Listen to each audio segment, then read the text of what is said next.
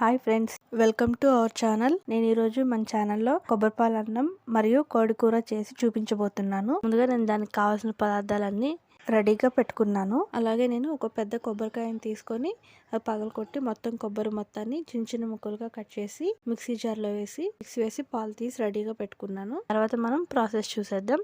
ముందుగా స్టవ్ మీద ఒక గిన్నె పెట్టుకొని దానిలో 1 table spoon oil, 1 table spoon నెయ్యి వేసుకొని కరిగించుకోవాలి. అది హీట్ ఎక్కిన తర్వాత మనం మసాలా దినుసులు వేసుకోవాలి. అవి కొంచెం ఫ్రై అయిన తర్వాత ఉల్లిపాయలు వేసుకొని ఫ్రై చేసుకోవాలి. ఉల్లిపాయలు కూడా కొంచెం ఫ్రై అయిన తర్వాత పచ్చిమిర్చి వేసి కలుపుకోవాలి.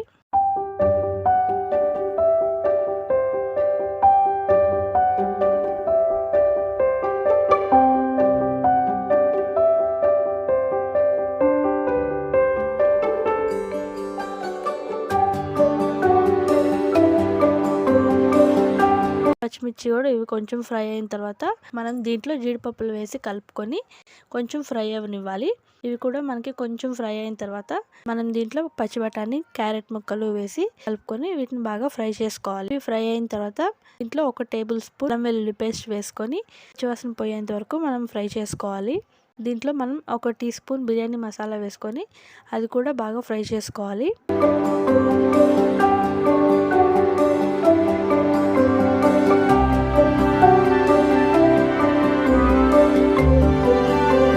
మసాలాలన్నీ ఫ్రై అయిన తర్వాత మనం ముందుగా నానబెట్టి ఉంచుకున్న రైస్ వేసుకోవాలి.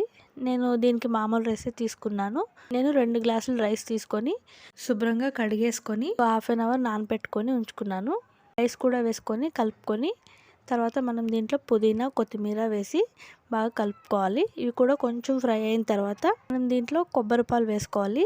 నేను 2 గ్లాసులు రైస్ తీసుకున్నాను. దానికి తగ్గ 4 గ్లాసులు కొబ్బరి పాలు తీసుకున్నాను. కొబ్బరి పాలు పోసుకొని కలుపుకొని మనం దీంట్లో రుచికి సరిపడా ఉప్పు వేసుకొని మూత పెట్టి మనం రైస్ని ఉడికించుకోవాలి.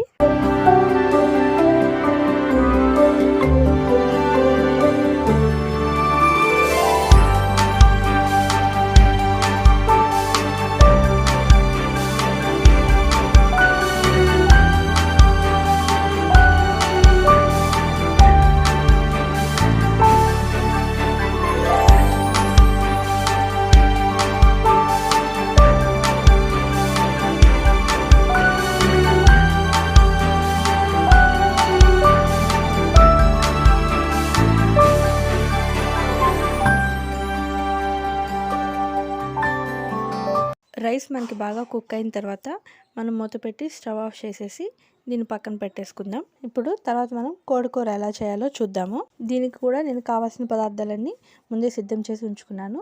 నేను ఒక 1/2 కేజీ చికెన్ తీసుకున్నాను. దీనికి మనం ఫస్ట్ మసాలా ప్రిపేర్ చేసుకుందాము.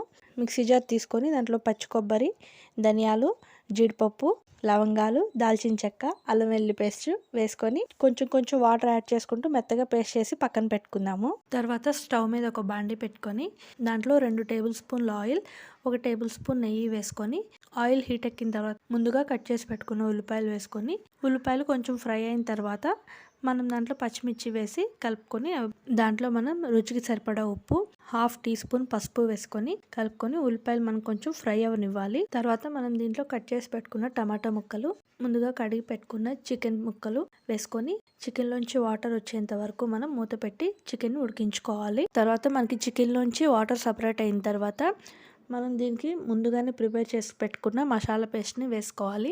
పేస్ట్ వేసుకొని కలుపుకొని మనకి ఆ పేస్ట్లోంచి ఆయిల్ సపరేట్ అయ్యేంత వరకు మనం దీన్ని కుక్ చేసుకోవాలి.